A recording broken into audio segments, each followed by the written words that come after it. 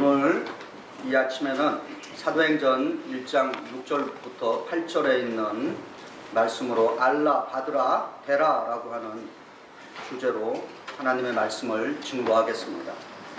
지난주는 우리 조국 6.25 전쟁 휴전 60주년을 맞이하는 해입니다.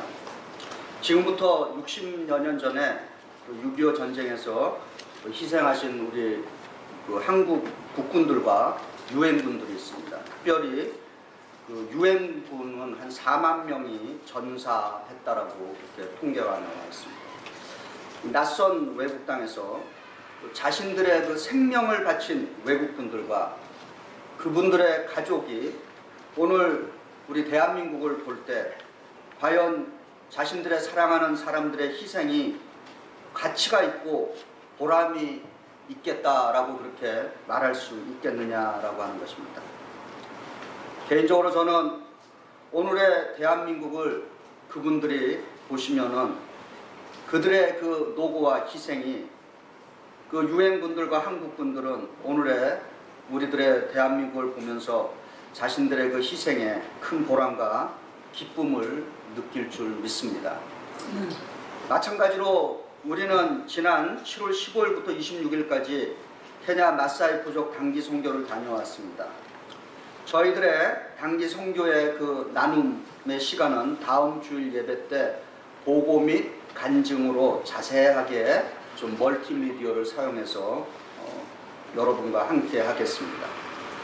케냐의 그 엘렐레라고 하는 곳에 저희들이 선교센터를 중심으로 해서 저희들이 지난 거의 2주 동안 사역을 했습니다. 우리 대원들은 한 번도 지금까지 자기들의 인생에서 자보지 못한 소똥집에서 이틀간 또 이렇게 잠을 자는 경험도 있었습니다.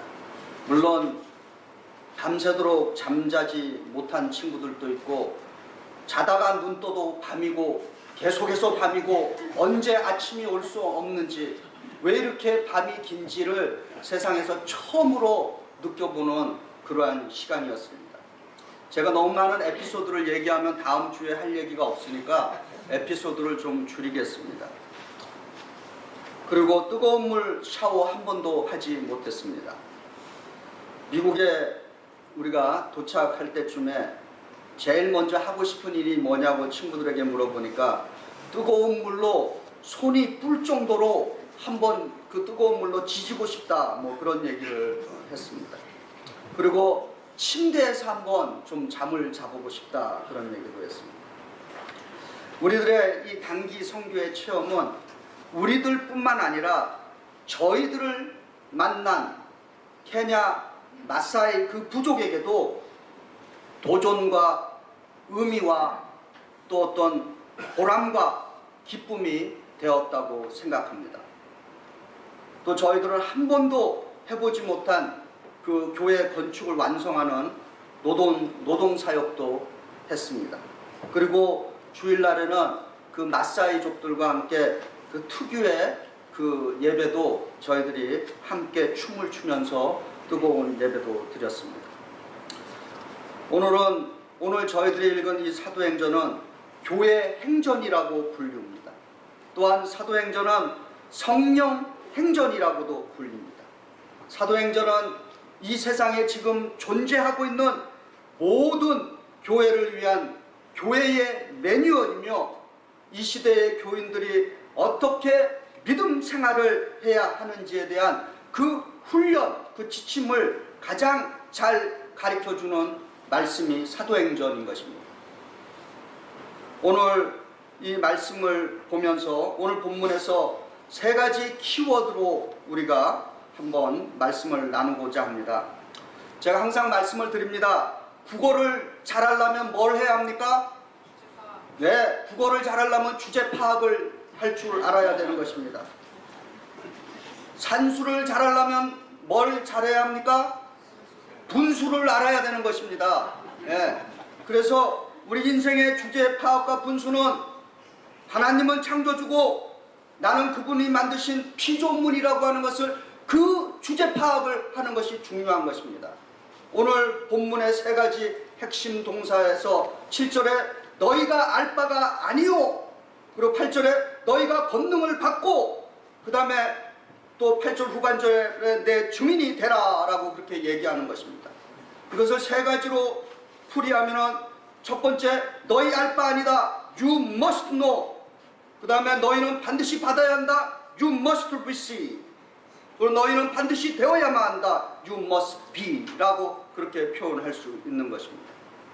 예수님은 사도행전 이 1장 6절부터 8절을 통해서 우리는 무엇을 알아야 하고, 우리는 무엇을 받아야 하고, 그리고 우리 믿음의 공동체와 이 교회와 우리 믿음의 사람들은 어떤 존재 인물이 되어야 하는지에 대해서 말씀해 주고 있습니다. 사도행전 1장 7절입니다. 때와 시기는 아버지께서 자기 고난에 두셨으니 너희가 알 바가 아니다 라고 하는 것입니다. 이 말은 다시 뒤집으면 우리가 인생에서 알아야 할 것이 있다는 것입니다. 이 말씀에 대한 내용을 갖고서 제가 읽어본 책 중에서 그 톨스토이의 단편 소설집에 사람은 무엇으로 사는가 라고 하는 그 단편 소설이 이 구절을 잘 말해주고 있는 것입니다. 그 소설의 내용은 미하일이라고 하는 천사가 한 여자의 목숨을 가져오라고 하는 하나님의 그 명령, 그 여자의 목숨을 가져오기에는 너무나 그 여자가 애처롭고 그의 아이가 너무나 불쌍해서 그 명령을 어겨서 벌을 받게 되었습니다. 그리고 평범한 인간으로 세상에 남겨지게 되었는데, 이 미하엘이 다시 천사가 되는 길은 세 가지의 깨달음을 얻어야만 다시 천사가 되어서 하늘로 올라갈 수 있는 이야기인 것입니다. 이 세 가지의 깨달음은, 첫 번째로 사람의 이 안에는 무엇이 있느냐라고 하는 것입니다. 두 번째 질문은 사람에게 허락되지 않은 것이 무엇인가. 우리는 모든 것을 알기를 원하지만 여전히 허락되지 않은 것이 있다는 것입니다. 그리고 세 번째는 사람은 결국 무엇으로 사느냐라고 하는 것입니다. 그래서 이 천사가 이 세 가지에 대한 깨달음을 얻기 시작합니다. 첫 번째, 그 사람의 내면, 우리 인생의 내면에 무엇이 있는가. 우리는 인생은 악하다라고도 생각할 수 있지만은 사람의 이 내면 속에, 나의 내면 속에는 뭔가 좀 보람 있는 일을 하고 남을 돕고자 하는 이 사랑이 우리 안에 있다는 것입니다. 우리가 케냐로 가서 함께 단기선교에 참여하고자 했던 이는 하나님께서 부어주신 그 사랑을 우리도 조금이라도 나눠보고자 했던 그러한 마음이 있었기 때문인 것입니다. 두 번째로, 우리 인생에게 허락되지 않은 것이 있습니다. 무엇이겠습니까? 톨스토이는 그 소설에서 어느 날 한 신사가 와서 1년을 신어도 찢어지지 않고 찌그러지지 않는 가죽 장화를 만들어 달라고 왔습니다. 그런데 이 미하엘이 글을 보니까 그 신사는 오늘 죽을 사람이었던 것입니다. 그는 자기가 오늘 죽는다는 것을 모르고 있었습니다. 하나님께서 우리 인생에게 허락하지 않은 것은 미래를 족집게같이 예측할 수 있는 힘을 주지 않으셨다는 것입니다. 미래를 족집게같이 우리가 알 수 있다면 참 인생 살기도 더욱더 쉬운 것이 아니라 어쩌면 혼란스럽고 힘들어질 것입니다. 마지막 세 번째, 사람은 과연 그럼 무엇으로 사느냐라고 하는 것입니다. 이 마지막 깨달음은 사람은 자기에 대한 근심과 걱정과 염려와 불안으로 사는 것이 아니라 사람은 사랑으로 살아간다라고 하는 깨달음이 있는 것입니다. 예수님께서는 그의 제자들에게 미래에 대한 근심과 걱정과 불안 혹은 호기심으로 그 미래를 알려고 하지 말라라고 경고하시는 것입니다. 미래에 대한 점쟁이 되지 말고 현재 충실한 삶을, 현재 책임적인 삶을 살라라고 저희들에게 말씀하는 것입니다. 왜냐하면 우리의 미래는, 우리가 믿음의 사람이라면 하나님께서 우리를 인도해 주시고 우리를 결국에 승리케 해 주신다는 확신을 갖고 있기 때문인 것입니다. 그래서 우리는 미래를 두려워하지 않는 것이고 미래와 과감하게 맞서서 싸울 수 있는 것입니다. 다만 예수께서 우리에게 부탁하신 말씀이 이것인 것입니다. 이러므로 너희는 장차 올 이 모든 일을 능히 피하고 인자 앞에 서도록 항상 기도하며 깨어 있으라 라고 그렇게 당부하고 계십니다. 사도행전 1장 8절에 이렇게 기록하고 있습니다. 오직 성령이 너희에게 임하시면 너희가 권능을 받는다 라고 그럽니다. 우리가 받아야 할 것이 있는 것입니다. 우리 믿음의 사람들이 꼭 받아야 할 것이 하나 있는데 그것이 바로 성령이라고 하는 것입니다. 우리는 영이 다른 사람인 것입니다. 믿음의 사람은 영이 다른 것입니다. 어째서 우리는 영이 다르다라고 말할 수 있겠습니까? 저는 성령을 믿는 사람인 것입니다. 교회의 시대는 성령의 시대인 것입니다. 교회가 세상과 다른 유일한 그 구별점이 하나 있다면 교회는 성령 안에 있고 성령 아래에 있고 성령에 의해서 움직여진다는 것입니다. 그것이 세상과 다른 표적인 것입니다. 그래서 주의 영이 교회로부터 떠나가면 우리의 이 교회는 교회가 아니라 세상의 단체와 같아지는 것입니다. 그래서 우리 믿음의 사람들은 성령을 사모해야 하는 것이고 성령에 대한 경험이 있어야 되는 것이고 성령에 대한 충만함을 갈망해야 하는 것입니다. 내가 성령을 받은 사람인지 내가 성령에 대해서 예민한 사람인지 어떻게 알 수 있겠습니까? 적어도 예수를 구세주라고 고백할 수 있는 사람이라면 그는 이미 성령의 사람인 것입니다. 성경은 성령이 아니하고서는 예수를 주라고 시인할 수 없다라고 선언하고 있기 때문인 것입니다. 지금 이 순간에 이 시간에 내 안에서 내가 하나님의 자녀라고 하는 그 확신이 내게 있다면 나는 성령의 사람인 것입니다. 여러분들이 예배드리는 이 교회는 감리교회인데 감리교회 창시자 요한 웨슬레는 자기의 성도들에게 이런 질문을 종종 하곤 했습니다. 사랑하는 여러분, 당신 안에 성령이 당신으로 하여금 하나님의 자녀라고 하는 증거가 있습니까? 라고 물었던 것입니다.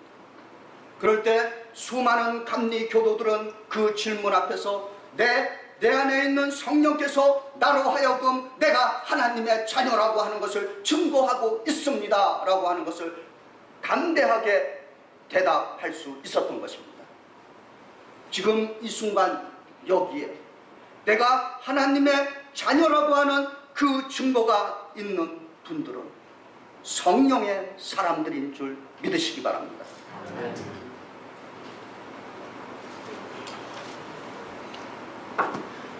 세 번째, 성령을 받은 후에 어떤 일이 생겼느냐, 어떤 존재가 되어야 되는데 사도행전 1장 8절에 예루살렘과 온 유대와 사마리아와 땅끝까지 이르러 내 증인이 되리라 라고 그렇게 고백하고 있는 것입니다. 우리가 알아야 할 것이 있고 우리가 반드시 받아야 할 것이 있다면 이제 우리는 어떤 존재로서 살아가야 하는 것입니다. 예수님이 우리에게 성령을 부어주시는 목적은 예수의 증인이 되라 라고 성령을 부어주신다는 것입니다. 예루살렘과 온 유대와 사마리아와 땅끝까지라고 하는 것을 우리가 4코너 선교라고 그렇게 얘기합니다. 예수님의 제자들은 4코너 선교사들로 불림을 받았던 것입니다. 마사이의 그 사파리 이야기가 있습니다. 아프리카 그러면은 사파리를 많이들 생각을 합니다. 그러면 우리 이 미국에 사는 많은 사람들에게 사파리 그러면은 무슨 생각이 듭니까? 자동차 타고 동물 보는 그 사파리를 생각합니다. 예, 물론 그걸 사파리라고 부릅니다. 그러나 이 사파리에는, 사파리의 원래 의미에는 참 가슴 아픈 사연이 거기에 담겨 있습니다. 마사이족들에게 이 사파리라고 하는 그 뜻 자체가 여정을 간다, 여행을 간다라고 하는 그 뜻이 있는 것입니다. 그런데 이 마사이들에게 이 사파리는 단순한 여행을 떠나는 것이 아니라 그것이 죽음의 여행이라는 것입니다. 마치 이것은 우리 한국 시대 고려장과 같은 것입니다. 집에 계신 연세 드신 노인이 이제 내가 인생으로서 더 이상 쓸모없는 인생이구나 라고 생각할 때 그들은 사파리를 택한다는 것입니다. 언제 사파리를 떠나는가? 내가 먹는 양보다 일하지 않을 때 바로 그때가 사파리의 시기라는 것입니다. 그래서 가족들 몰래 노인이 집을 떠납니다. 그리고 그 태양빛을 받으면서 물 한 모금 먹지 않고 걷고 또 걷고 또 갔다가 결국은 실신해서 쓰러지고, 그리고 동물이 와서 그 시신을 다 뜯어먹는 것. 그리고 집에 함께 살던 부모가 없어졌을 때 동네 사람들이 와서 어디 가셨냐 물어볼 때 그때 가족들은 사파리를 떠났다라고 그렇게 대답한다는 것입니다. 물론 저희들이 간 이제 선교지에 그 안찬호 선교사님이 들어가신 후에는 그 사파리를 그렇게 하지 않고 이제 내장하는 문화를 가져왔다는 것입니다.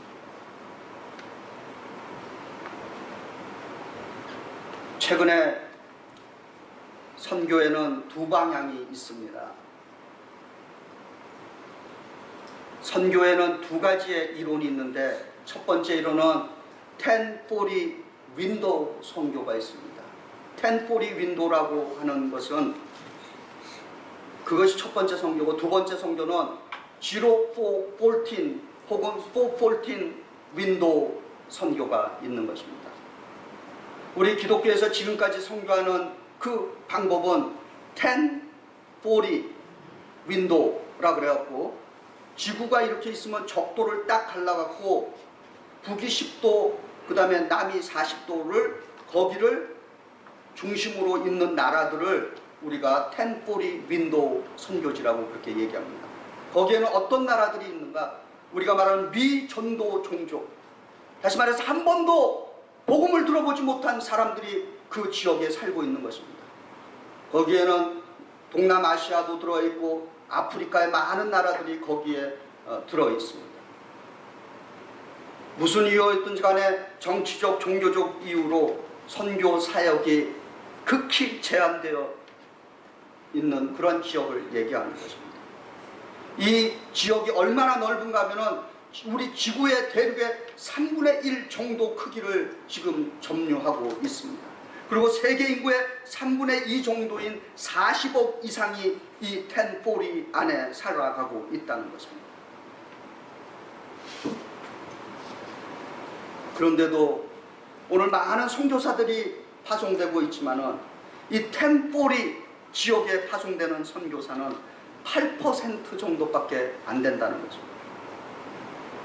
현재까지 많은 한국 교회들이 참여하는 선교가 바로 이 1040 선교인 것입니다. 이 선교를 또 다른 말로 깃발 선교라고 하는 것입니다. 예. 깃발 선교. 어느 교회는 뭐 우리 교회가 어느 나라도 가고 어느 나라도 가고 어느 나라로 가고 그리고 단기 선교를 한다라고 하는데 그것을 깃발 선교라고 하는 것입니다. 저는 그런 선교를 다른 말로 교육 선교라고 그렇게 불러봅니다. 그러나 이런 깃발 선교만으로는 이제는 더 이상 효과가 없다라고 그래서 이제 최근에 다시 등장한 것이 뭐냐면은 414이라고 하는 그 414 윈도우 선교라고 하는 개념이 있습니다. 이것은 2009년부터 루이스 루이스 부시라고 하는 선교학 박사가 주창한 선교 이론인데 414 윈도우 선교라고 하는 것은 4세부터 14세까지의 어린 세대들을 집중적으로 공략하는 것입니다. 왜냐하면 이미 연세 드신 분들은 가서 선교하면 그때는 오케이 하지만 우리가 떠나가면 더 이상 변화가 없다는 것입니다. 그러나 이 어린 세대들 414 혹은 또 새로운 이름으로 0414이라고 0세부터 이 14세의 어린이들, 이미 어머니의 배 안에 있을 때부터 기독교의 복음이 전해져야 한다라고 하는 것입니다. 이 선교를 다른 말로 파장 선교라고 그렇게 얘기하는 것입니다. 이걸 다른 말로 집중 선교다라고 하는 것입니다. 앞으로 우리 교회의 선교 방향을 우리가 생각해 볼 때 우리는 이 1040 깃발 선교, 다른 문화를 체험하는, 다른 세계를 체험하는 그 선교도 굉장히 중요한 것입니다. 또한 동시에 0414이라고 하는 그 어린 세대, 우리가 말하는 집중 선교도 우리가 관심을 가져야 하는 것입니다. 예수를 믿으면 가야 하는 것입니다. 우리들의 사파리는 죽음을 향한 사파리가 아니라 우리의 사파리는 생명을 얻기 위한 사파리인 것입니다. 예수님은 우리 보고 가서 현재 오늘 시방 지금 여기서 예수님의 증인이 되라라고 우리를 불러주셨습니다. 증인이라고 하는 그 말에는 마르티스라고 하는 뜻이 있는데 이 마르티스라고 하는 뜻에서 우리가 잘 아는 마르타, 순교자라고 하는 말이 나온 것입니다. 왜 수많은 기독교인들이 십자가에 처형당하고 사자밥이 되고 화형에 처해지고 갖은 고문과 온갖 악한 방법으로 처형을 당한 줄 아십니까? 그들은 예수 그리스도를 증거했기 때문인 것입니다. 예수님은 오늘 우리 각자에게 좀 나를 좀 증거하라 라고 그렇게 도전하고 있는 것입니다. 혹시 여러분들 가운데 한국에서 얼마 전에 최근에는 하는지 안 하는지 모르겠지만 나는 가수다 라고 하는 그런 프로그램 보신 적 있습니까? 네. 그것이 굉장히 성경적인 것 같아요. 네. 나는 가수다. 그래서 저는 그걸 보고 나는 목사다. 근데 뒤집어 보시기 바랍니다. 너 정말 목사냐? 나는 장로다. 너 정말 장로냐? 나는 그리스도인이다. 너 정말 그리스도인이냐? 라고 하는 질문을 한번 던져보시기 바랍니다. 예수님, 나는 예수님의 증인이다 라고 하는 것을 선언한다 라고 하는 그 뜻은 적어도 누군가에게 나는 예수를 믿어서 내 인생이 달라졌습니다 라고 얘기할 수 있는 사람들인 것입니다. 누군가에게 예수는 나의 유일한 희망입니다 라고 대답할 수 있는 사람인 것입니다. 나는 예수의 제자인 것입니다. 예수 때문에 나는 운명이 달라졌습니다. 예수 때문에 내 운명과 사주와 팔자가 바뀐 사람인 것입니다. 예수 때문에 제 인생은 행복합니다 라고 고백할 수 있는 사람입니다. 자신 있게 고백하고 확신 있게 고백할 수 있는 사람들이 바로 증인이 되는 사람들인 것입니다. 오늘 사도행전 1장 6절부터 8절 세 구절에 우리가 알아야 할 것, 우리가 받아야 할 것, 그리고 우리가 되어야 할 존재. 오늘 이 말씀, 우리가 알아야 할 것은 이 현실의 책임적인 존재들로서 신실하며 열매 맺는 그리스도인이 되는 것입니다. 성경은 우리 보고 be faithful 이라고 얘기하면서 동시에 또한 be fruitful, 열매를 맺으라고 요청하고 있는 것입니다. 또한 우리는 믿음의 사람으로서 우리는 반드시 우리 뉴욕 한인교회가 주님 오시는 그날까지 견뎌 나가고 견딜 뿐만 아니라 부흥하며 강한 복음의 기지가 되기 위해서는 이 교회가 성령의 능력 아래 있어야 하는 것입니다. 내가 살아가는 동안에 한순간도 성령을 놓치지 마시기 바랍니다. 예수를 믿는다는 것은 곧 예수는 성령님이시라고 하는 것을 믿는 것입니다. 지금 오늘 이 시간에, 이 예배 시간에 성령이 내 옆에 계십니다. 성령이 우리 각 사람의 영혼 속에 지금 임재해 계십니다. 그리고 그 성령이 지금 이 순간에 너는 하나님의 자녀라고 증거해 주시는 것입니다. 우리 뉴욕 한인교회가 그 선교센터에 가보니까 캐치프레이즈가 이렇게 써 있어요. 오늘은 마사이, 내일은 케냐, 모레는 세계. 이런 캐치프레이즈를 선교센터에 써놨습니다. 저도 그런 꿈을 꾸어봅니다. 오늘은 맨하탄에서, 내일은 뉴욕에서, 모레는 전 세계에서 우리 교회가 1040 선교와 0414 선교의 증인이 되는 교회가 되는 것을 꿈꿔 보는 것입니다. 왜냐하면 그래야 우리가 주의 복을 누리며 성령의 교회, 성령 안에 지배받는 교회가 될 수 있기 때문인 것입니다. 오늘 이 말씀이 우리들에게 은혜와 도전과 결단이 되었기를 주의 이름으로 축원드립니다. 기도하시겠습니다. 사랑과 은혜가 충만하신 하나님, 오늘 사도행전의 말씀을 통해서